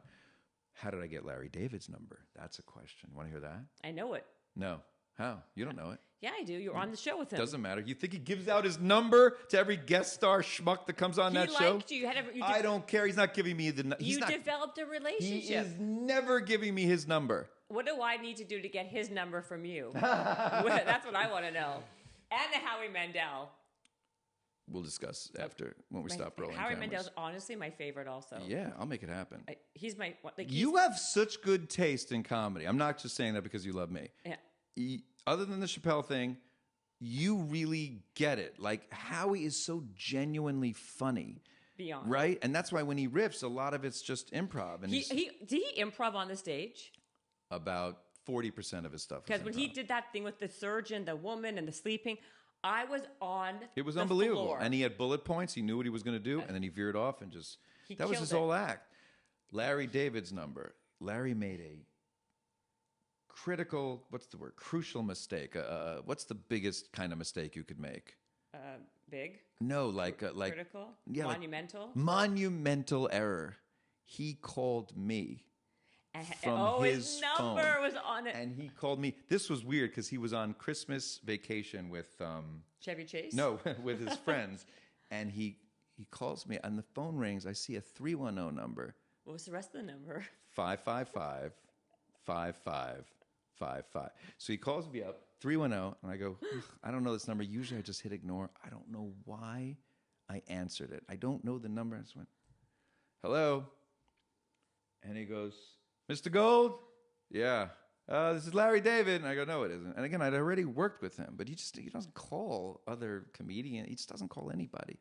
He golfs with Obama. Know? He does? Yes. He doesn't seem like he'd care about Obama. Right. But my point is, what I said to him, I go, at lunch on Curb, I said, you know what you are? You're the Gadol Hador, which in Hebrew means the great one of this generation. And he didn't know what it meant either. He goes, what is that? I go, well, like in every generation, there's a rabbi that everyone admires, everyone goes to, and everyone follows. You're the great one of this generation. So the great one doesn't give out his number to the okay to good ones of their generation. You're That's me. But you know what I mean? Yes. You just don't give out your number. And he's a recluse. He doesn't, whatever. I thought he is a recluse, isn't he? So he calls, he goes... I'm here in whatever, and vacation with a few friends. You mind if I put you on speakerphone to do your Howard Stern for us? We were just talking about how good your Howard Stern is. And I go, absolutely. And then just right away, well, this is very exciting, Robin. Let me tell you something. This Larry David, he's got some hot wife on him. What is she, a D cup? Anyway, so I start doing that. They're all laughing. And then he goes, thank you so much. Sorry to bother you. Call me anytime. I'll entertain you and your friends whenever you want. Who and then I friends? He wouldn't divulge. Probably like Howard's, maybe even Howard Stern. Yeah. So I hang up. I go, this is Larry. I'm saving this. And then I'm very careful on the text. It's every few months. I'll send him like I just did a James Corden set. And I went, I think you'll like this. And he's quoting it and going, great set, which again means the world to me. Again, back to our original. A compliment from Larry David, quoting my jokes and saying great set, cuts all the the rejection. And just makes everything go away. It lets you like ride for like 3 or 4 months. It gives you more time. Yeah. More than that from a guy like him or Dave or Like he's like, to me, the best ever. Yeah. He changed the way people talk on television. 100%. Seinfeld, no one talked about minutia and little observations. Exactly. How much of it you think was Larry David versus Jerry in that? Because Jerry is very much about observation. It is. And I'm not going to discredit Jerry. It's a yin and yang. So are they friends? Yeah, of course. Okay, I didn't know if they still are. Yeah, and I would put it at, and this is just my guesstimate, which I don't know why people add the guesstimate when you could just go, this is just my guess. Maybe to sound smarter. Yeah, I don't know why What either. an idiot I am for saying guesstimate. You could've This just is said, my best guess. That's also, you didn't need the word best. 65% Larry, 35% Jerry. Because when you watch Curb, you go, oh, I think it's all Larry. Yeah. Because that's Seinfeld. Exactly, it's Seinfeld. So Larry ran it. He was the showrunner and co-creator, but the two of them wrote it together. And again, that is Jerry's act. And without Larry and Jerry, without the two of them, there wouldn't have been Seinfeld. So they helped each other, and there wouldn't have been Curb. Okay. Again, mutually, we're all full Beneficial. circling Yeah, it's this all podcast. full circle. This might be your best podcast ever. Oh, easily. How about women? Which ones do you like? Women aren't funny. Yeah. That was a joke. Imagine if you just took that clip out and No, went that. I would never. I Ali Wong. hate people who say Sorry. that. Yeah. It really makes me sick to say that because I grew up on Carol Burnett, like hero worship She's great. of Carol Ali Burnett. Wong is very funny. Ali Wong is a genius, and I remember seeing Tomlin. What's her name? Lily Tomlin, of course. No, not Lily Tomlin. I'm talking about Tam. Oh yeah, she's very good. I know what you're talking about. So Ali Wong, I saw at the Laugh Factory again. Another months before she popped, not just her, but her special came out. I had never seen her in my life, and she comes on the Laugh Factory, and I'm watching her going, and the audience is dying, and every joke is just perfect, and the way she hits it and her timing. Comes to say, I go to her, how have we never met? She was like, I don't know, Elon. Oh, hi, good to see you. I'm like, you're amazing. Like, you are so top of your game and already, and I've never seen you or met you. She goes, yeah, well, I have some things going on. I'm writing on a show, and I have a Netflix special. Oh, you do? I didn't even know that. And then the special comes out, and then again, the whole world recognizes what you see at a Laugh Factory in 1 minute. Yeah. You go, that's greatness right there. Well, so there's so many funny women, No, Sarah. not. I mean, there's so There's many not. funny women. I mean, I think it's harder to find. Yeah. I think that Tamlin, what's her name again? I always forget her name. I'm literally blanking on it now. She was Sam Morrill's girlfriend for Yeah. years. She's very good. Eliza's really good. Yeah, very talented. I called her up after her special. I was going to say she's also a Jewish girl. I thought you'd ask her. I called her up after I did. She was unavailable. I did ask her. She's filming something. I asked my good friend Tiffany Haddish. She was filming. And, again, when you're filming, Scheduling, yeah. It's like you got to be up at 4 or 5. You're not going to be working until 11 at night. It's going to mess up your whole shoot day. Yeah, I get it. Okay. So, and Eliza? Tiffany also is someone that says yes to almost anything I ask of her. And she's so sweet and she's amazing. Nice.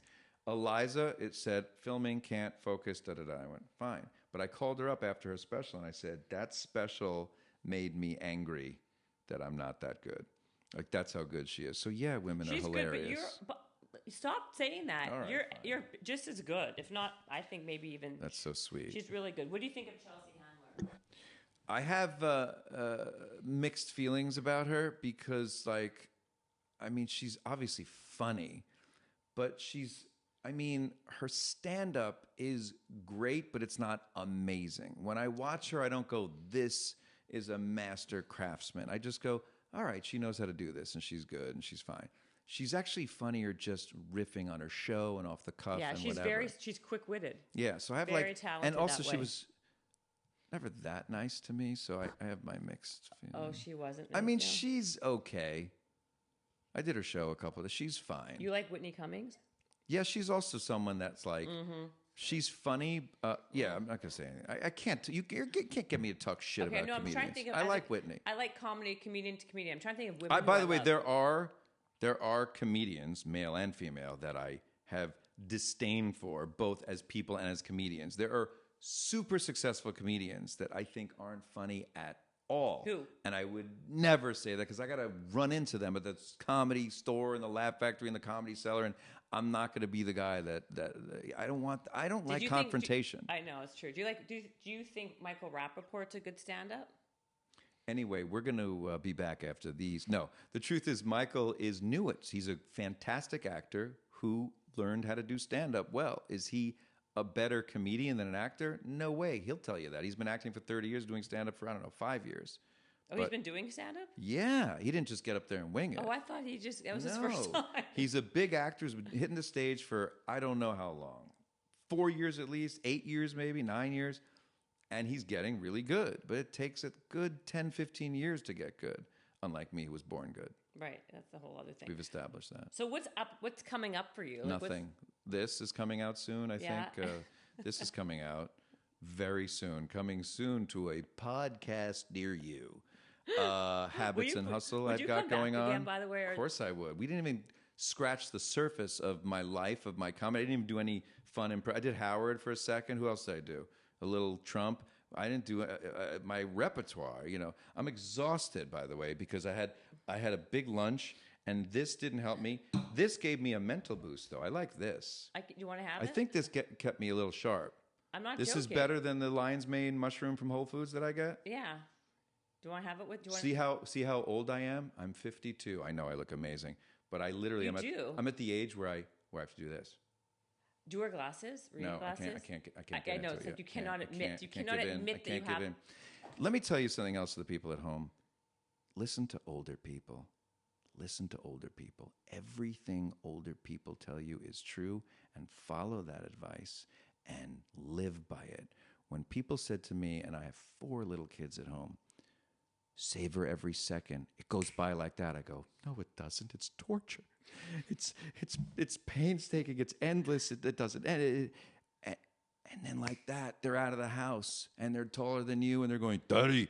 And it's a nightmare and again, now I get to hang out and I'm smoking cigars with my oldest boy and whatever. Crazy. It's a whole different thing, playing golf, whatever. But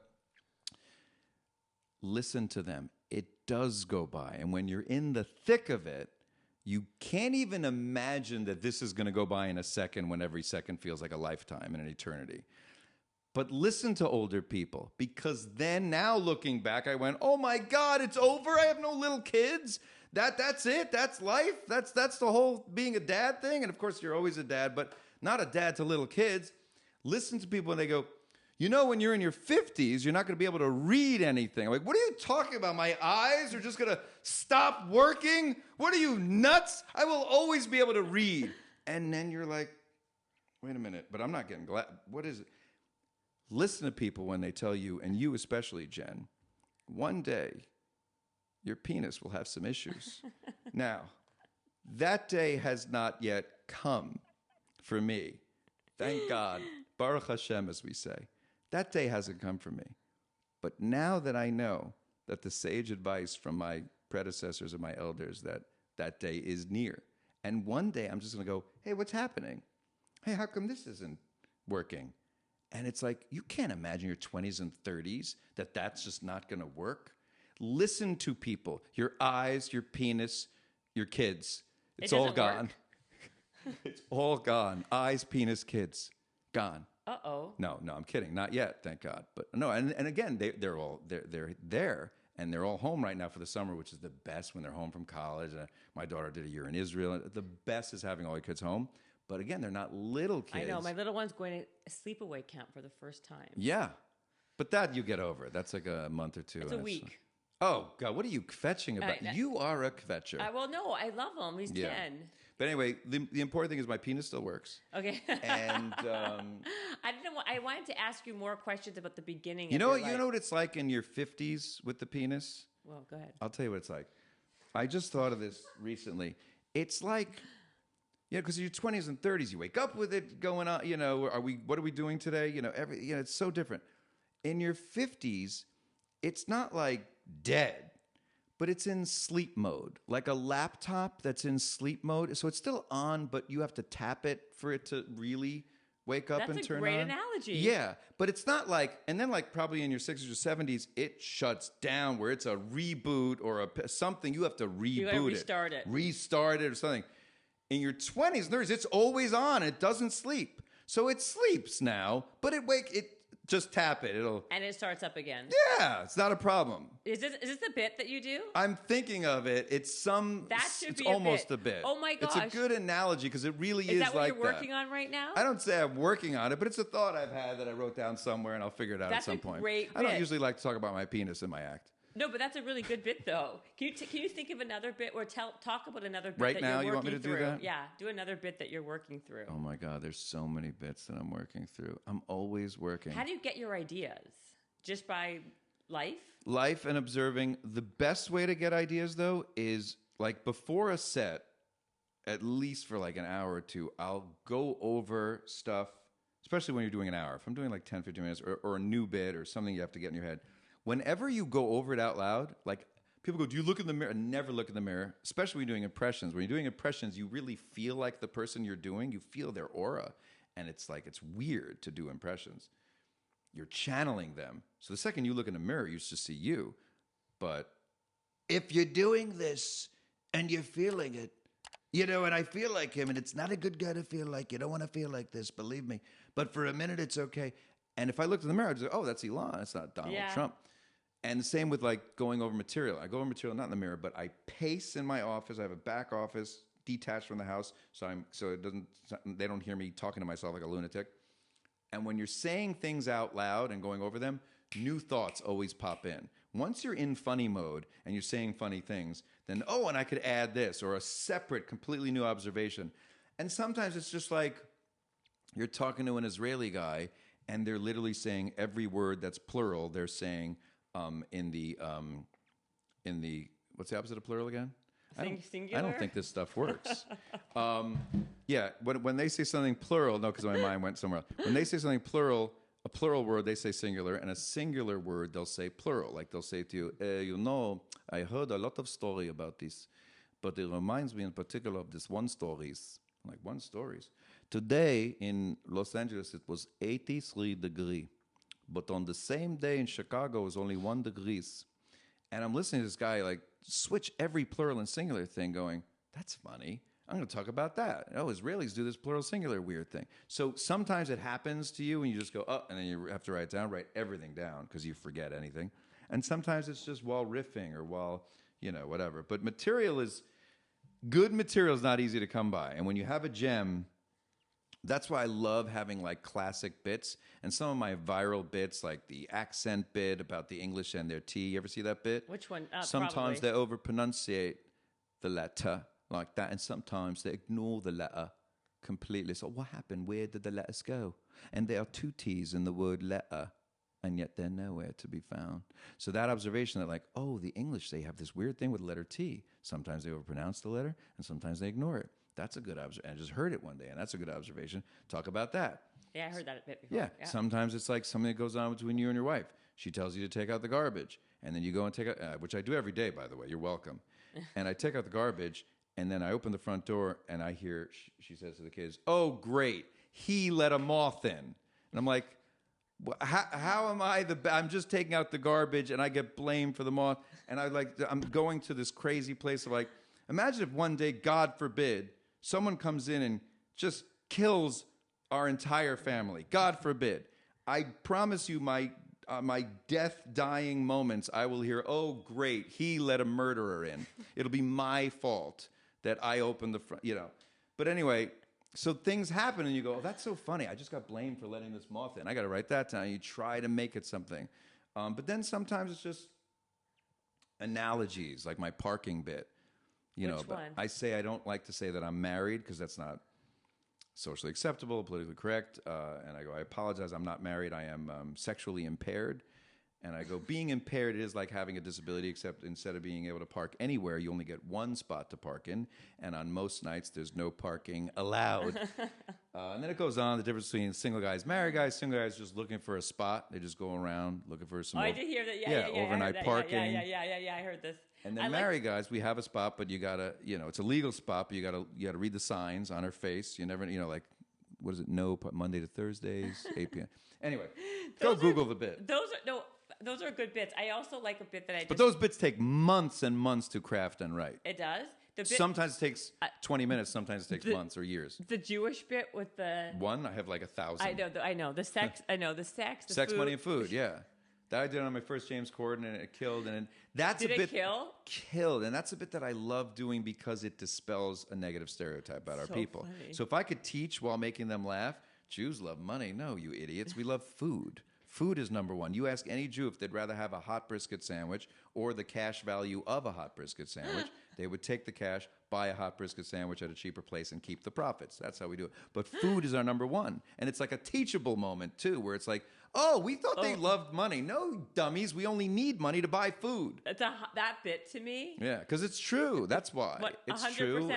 And when they go to the counter and they're looking for... yeah. Well, you know the joke. I say, And I go, sex, money, and food is, for the rest of the world, it's in that order, sex, money, and food. And then I go, for us, number one. And I literally take the mic and I go like this to the audience. And on the James Corden show with like 250 people in the audience, pretty much all non-Jews, at the same time yelled, what's number one? They yelled, money. And I go, no, you're wrong. It's food. And then I go into the bit and I go, food is our number one, then money, because we need money to buy food. And then sex is last. I go, if you see a Jewish guy be like, damn, I got to get me some of that. He's standing over a deli counter. We're obsessed with cold cuts. But anyway, listen, I'm not going to sit here and do my act. Why? Did Chevy do his act? Did Chevy Chase do his act? Actually, he did a few bits. Can I tell you something about Chevy Chase? Sure. Top 10 heroes growing up. Me too. That's why he came on the show. Yeah, Chevy Chase. One of my favorites. For me, like Fletch and Three Amigos, and anytime he hosted the Carson show, anytime obviously SNL. Vacation. I worship Chevy Chase so much because his screen presence, he's just funny without saying anything. He's funny with a look. He's so funny. Did you talk to Chevy about how he stays funny, if he is still funny, or is he not still funny? I can't tell you. I know that. Chevy's one of those guys that you were referencing Eddie Murphy. That did Eddie Murphy lose it? I don't think so. Do you think Chevy Chase lost it? I mean, he was a guest. He was in your home. You can't know. exactly. Last week. Yeah, I know. I saw it. I mean, and I didn't watch the whole thing because I don't watch podcasts. Well, no. I haven't aired it yet. Oh, that's why I didn't watch it. Well, yeah, I distinctly remember not watching it. You know who that is? Woody Allen. Ooh. I like Woody Allen. You're not gonna like. I'm gonna get every single one of these people. We can play this back and forth game. Yes. I like all of, and I know you have Shabbat. Hold on, I gotta check the. Okay, I will wrap it up because I know I can talk to you literally. We all could day. talk for hours. No, we should date. I mean, we should just go on a few dates. I mean, tell our spouses and go, listen, we have a lot to cover. We didn't cover it in the podcast. We're just going to go out for a few dinners. No. Okay. I don't cheat. Can we 29 years of being faithful. Isn't that crazy? Of course, we're already friends. Okay. Isn't it crazy to be faithful for 29 years? Don't you think after a certain amount of time you get like a get out of jail free? Yeah, that's a long time. It's a little too long. That's a long time. What are you doing tomorrow night? Yeah. Your face is so funny. I think you like him, right? I always turn to it because it's like you have to get the reaction from the audience. I know. What do you I mean? think, Will? Because you're not Jewish. Will? He's a little too Jewish for me. Yeah, that's what Will's saying. What do you think, Will? You know what he hears when I'm talking? He hears Jackie Mason. It makes me blush just to think that a person such as myself has to sit here. I'm wearing a mask, but I don't have to smell my own breath. This is a duzzy, disgusting. You did a great Jackie Mason. By the way, he is very funny. Top 10 that ever lived. I think he's one of my favorites, actually. He was so brilliant. You know who else? Gilbert also. Gilbert just passed last year. I know, he just passed. Gilbert was like, it's like that. I'm not going to just do impressions. I didn't love him. It wasn't one of my favorites. Oh, if you ever saw him live do an hour? I never did. Oh, you know what's good? Jim Gaffigan's good, though. Hilarious. Yeah, he's sweet great. Guy, too. Hilarious guy. And Brian Regan's good, too. Oh, my God. Yeah. Brian Regan's on. See, you have great taste. Thank you. I do, actually. But you know what doesn't have great taste? This super espresso triple shot. Who makes this?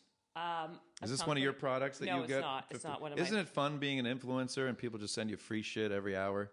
Not every hour. I mean, but a lot of things I don't like. If I don't like it, I'm not going to allow it to be promoted. You don't even allow it in your house. No, I give it away. But certain things I love. Like I love True Niagen. True Niagen, by the way. What is it? It's a NAD precursor. I'm going to give you some. You better, because you're not paying me for this. I'm going to give you a bunch of it because you're 52. It's amazing How dare you say my age? It's amazing. You just said it a million I'm joking. times. Yeah. For your energy. Yes, I need energy. It renews your cells. It's amazing. Okay. I'm going to give you some of that. Lots of stuff. I've got a lot of stuff to give you. Oh, have you heard of Therasage, the portable sauna? I'm going to send you. Have you tried? Do you ever have? It's red light. I would love that. Have you not had any type of... No, and I don't do the cold bath thing and this cold plunge. Outside, you do the cold... Oh, wow. You really do it all. I do a lot. How do you learn about all these things? It's what I love. So it's like... But you study it. Yeah, and I also... You research stuff. Yes. I mean, I also am a big fan of anything for optimization. So... Well, whatever you're doing, to me, from my perspective, you seem to be in... Let's just say, because nobody's perfect, near perfect mental and physical health. So whatever it is you are doing keep doing it, and then teach everyone else how to do it. Are you joking? That was I was dead. I got serious here a few times. Okay, well, Why would you're I probably compliment just making you? fun of me. William, can you back me up here? Why would I? No, that was a genuine moment where I'm Wow. like, you have all this Narishkeit that seems to be working, all these fakakta things and products and all this shit, and it turns out you seem to be in great mental and physical health. Thank so you. Keep sharing it with the world. You know what I don't do? What? I don't drink alcohol. Crack? Yeah. You don't? Nothing. Want to hear something interesting about me? What? Didn't drink in college, didn't drink in my 20s, and then finally my mid-30s, someone said, you got to taste this. It's scotch. And I go, I don't like alcohol. To me, it's like rubbing alcohol. Everything, vodka, it's all. Because try it. It's Macallan 18. I was like, oh, this is like chocolate milk. This is good. And then I got into that a little bit. Then I got into wines, and great wines. Oh, You don't have a no. good wine every now and I then? don't like wine. I don't like the taste of alcohol. See, I agree. But then I started having good alcohol. Like, I won't just drink vodka or gin. I don't just drink. I don't like drinking. Yeah. I don't get it. I don't get it. I And then don't getting get it drunk either. is the worst thing. Do you feel gross after? It's just not great. But now a good glass of wine and a good shot of whiskey, and there's good things. There's good tequilas out there, but in moderation, I rarely do it. But I don't live by it. You know, my vices are cigars. I love cigars. See, really? See, yeah. Oh, yeah, Jerry. What? Yes. I've never. You're so funny right now. Well, okay, these are a couple things. You don't like cigars? Your husband doesn't smoke cigars? No, but I'll tell you what I love. Then we're not hanging out. Okay, well, sorry. I mean, me and your husband will hang out. Okay, good. That's Any what man that matters. doesn't smoke cigars, I'm not chilling with. Yeah, no, I'm not vibing with. If you don't like cigars, there's something wrong with you. Cigars are the greatest gift besides the Sabbath. Cigars also. It's also Is the that same. 4? You said it's God, family, comedy, And cigars. cigars. It could be. Cigars also, like Showbiz, it just relaxes you. Everyone goes, this is dangerous for you. And who knows? But Milton Berle and Sid Caesar and all these guys that I admired smoked 10 cigars a day till they were 98. But I go, you know what kills you? Stress. You know this. Yeah. Stress kills you. Cigars is a de-stress. You know what's crazy about me and my wife? What? You're supposed to go, you're married? Anytime I'm talking to anyone, it could be a man or a woman, and they'll go, you know, my husband, you're married? Like as if because I like to do that. It's fun. But anyway, me and my wife, I got one of those lucky women who, many women detest the smell of cigars. Yeah. So now I'm having cigars, and they're like, ugh, get away from me. She always loved the smell. So she'd be like, I love the smell. Then listen to the progression of this. Okay. Then she starts going, I want a puff. So I give her a puff. That's how much she likes cigars. Cut to about a year ago, I want my own cigar. Absolutely. Now, a few times a week, we smoke cigars together. Do you know how, and with friends and whatever, or just us, you know how much fun it is to go out on vacation or just on our backyard, just have cigars with your wife? It's relaxing. It's fun with friends. Cigars are everything. Why don't you smoke a joint? Are my kids watching this? We may have know. just gotten into that as well. Yeah. By the way, 50 years and no weed either. 50, no And weed. all of a sudden? Let's you just say waited this long? I didn't inhale. I did not. That was a little Clinton for you. I got it. I'm not a drug guy. I'm just not a drug guy. No, and I'm I'm not a so drug girl. anti the main big drugs, but I'm not anti weed anymore. I used to be a little bit judgmental because I didn't know about it, and also was worried about the gateway drug thing. Is it going to lead to more drugs? I was worried about, am I going to become dependent, reliant on it for my comedy, which is like my work? I'm also trying to raise kids. I just want to be stoned all day. I'm not raising kids anymore. I'm not raising anything. Right. Yeah. I'm trying to raise a penis is all I'm trying to do. Is keep raising the penis until I hit, what is it, like 68 it goes down? What happens? How do I know? I'm not a guy, nor am I dating or I'm so not married. looking forward to being older. So you gotta really do. not I'm looking- telling you what to do. I'm not looking forward I'm to being giving you older. some biohacky Okay, fine. anti-aging things. Are you doing You the calling me a sauna? hack? Well, No, I'm not doing the sauna. okay. By the way, this is the best one. If you're gonna have a portable, do you have any aches or pains yet since you're over 40? Or? No, I'm not Do you that work out? Jewish. Yeah, I try to hit the gym once or twice a week. I do running, and I try to eat right. That's why, I look so damn good. Where do you eat? Where do I eat? What?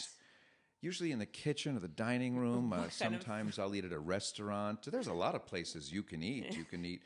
Anywhere but the bathroom, I What? eat. I don't eat on the toilet, but most places I eat. I eat even at a diner. I will eat sometimes. I will eat at. What's your favorite restaurant? Moisha's, Pat's? How dare you, you anti-Semitic? No, it's a restaurant. It's called Pat's. I know. I love Pat's. See? But why you have to say Moisha's? Like that's all. That's where he. I bet you eat it like a place called Moisha's. I don't even know what Moisha's is. It doesn't exist, and you just made it. Do you eat at Chaim Schmichels? Is that where you go for your Jew food? Is that where you enjoy your gefilte fish? Yeah, I know, but I like all rest. I like Nobu, just Malibu, just like you do. Just can't afford it like you can. No. Have you seen this house, ladies and gentlemen? I'm looking at a pool. You know what I look out at my backyard? A pool table. That's great. A ping pong table is what I have. Do you play pickleball yet? Love it. Pickleball is Jewish tennis. You don't have to schlep too much. You stand in one place, you're hitting it. It's so amazing. I play it with the kids all the time. I love pickleball. Oh my God. Okay, you're hilarious. And it has pickles in it. Well, in the name. In the name. I don't want you to be late for Shabbat. Thank you. Okay, Good Shabbos to you. Guys, no matter what you believe in, take one day a week. Turn your phones off. Not 1 hour. 24. We do 25 hours because it starts an hour before sunset and it ends at dark. So what do you do the whole 25 hours? Are you kidding me? Pickleball. Ping pong and basketball and reading and napping and laughing and talking and eating. A lot of eating and snacking and fun and hanging and going for tonight. We're going to friends for Shabbat dinner, so we're going to be with 20 people hanging whose out. House? No one famous. So now you don't care, do No, you? I do care. You shallow, I want vapid. to You know, I thought you know. were deep and I thought you I were real, am. but all you want to know is what stars house No, am I I going wanna know to? where you're What going. star? Are you Maybe- familiar? Are you familiar with? I thought maybe it was David Suissa or. I love David Suissa. Well, I'm going to show you something. Are you familiar with Tom Cruise? We're going to him for Shabbos dinner. Really? No, he's not Jewish. I know, he's sometimes Anyway, selfish. no, it's just a friend in the neighborhood. Can we I have not a Shabbat famous. dinner? You are. I'm not kidding. Open invite. Unless you're going to say, "Is this sincere too?" Like my compliment was so sincere. No, I hope I'm going to come over for Who Shabbat. doubts a sincere compliment? From a comedian? I know who does. The same person. Oh, here we go. The blow off. The same person who meets you once for 4.5 minutes and then shows up 2 weeks later at your podcast and goes, "You blew me off." That's the person that goes, "This compliment is disingenuous." You got to work on that. I said you're near perfect, but we have what to work on, and you know that. You know what to. You know your homework. I love you. I love you too, but don't- not in that way. I Yeah. Are you doing anything that people can look at? Just follow me on Instagram and go watch. You know, I did a special. It's on. No, Amazon Prime has Chosen and Taken, which is what I did years ago, but still holds up and still fun. I did a new special where I shot it at the Comedy Cellar one summer just by myself. It's a half hour. It's like a mini special. saw it. Yeah, I went out. It's called Sets in the City instead of Sex. And it's Elon Gold's favorite people, and it's kind of a journey of who my favorite people are. And it opens with me talking about Jews are my fourth favorite people. remember. And it's all just a joke, and it's all just Hilarious. it's a way to make fun of my people, other people, and with love and no hatred and racism and all that. And you want to hear something super funny? I can't wait. You were on Adam Carolla's show, Yeah. like the day after me. Oh, wow. Yeah, not funny. By the way, never preface something with want to hear something super funny and then just state a fact. That's not really humorous in any way. It's just interesting. It's coincidental. You want to hear something coincidental? We did the same show and it was the day after. Super funny. I'm primed. I'm like, oh my God, I can't wait to fall off this chair. This is exciting. Hey, you want to hear something hilarious? I was at Whole Foods yesterday and I ran to a friend of yours. Wow. You want to hear something hilarious? This keto. What is this? What am I having? You love those things. I gotta send it Can to I them. have? Can I I'm steal gonna this? give you some. I'm gonna get them to send you a bunch. I swear. Yeah. Because you. I think my mind worked sharper. I mean, not usually this funny. Also, I got 4 hours of sleep You last thought you were night. funny. I thought I was for a minute.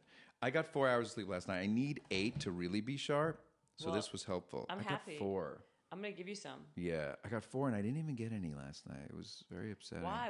Why? You know, sometimes you just fall asleep. A lot of nights you fall asleep. But we were out late, but then we came home and, what? What? Anyway, it's not important. Am I getting too personal now? No, I'm We'll not. cut before that part, or my wife will never give me action again. Why? Please. This is you're so polite and lovely with your wife. I Sasha. am I feel like I lovely. know her. Yeah. We're high school sweethearts, which is like, and the joke about if I'm not wearing my ring, how am I going to find my soulmate is even more meaningful because I actually did find my soulmate. We're one of the lucky few that found each other I know, and we're it's amazing. soulmates. So it's like, it's a lifer, no matter with the fighting every now and then and the disagreement, whatever it is, like you have to know, okay, so you're in this for life, so you got to just get past this, whatever this is. But if you know you have your soulmate, you know to work on it. And if it's not your soulmate, get rid of it and start again and find your soulmate. That's why I love that ring joke, because I found my soulmate, but the fact that I'm not wearing a ring because I'm looking for my soulmate It's funny. is a funny I also joke. think that I don't necessarily agree that there's just one soulmate for everybody. Oh, I didn't say that. I think there are lots of people who There you can- could be. yeah. And I'm right now thinking about opening up my marriage. So are you my other soulmate? I told you, 29 years of a closed marriage is a lot. It's a long It's a time. long haul. It's a long haul. I You feel want to like- know the secret, though, Yes. to a good marriage? Sure. 3 ways. Anyway, I got to go. Yeah. You are so funny. Okay, I'm all listen. right. Actually, I was going to go. Let's wrap it up like Howard Stern. Well, this is very we've said it all. We've said it all. Jen, we've done it all. There's not much more to cover, Robin. But this Jen, let me tell you, she's got it going on. All right, Should we call it? Why don't you just end it? we should end it. You should end it. Thank you all for watching. I'm Chevy Chase, and you're not.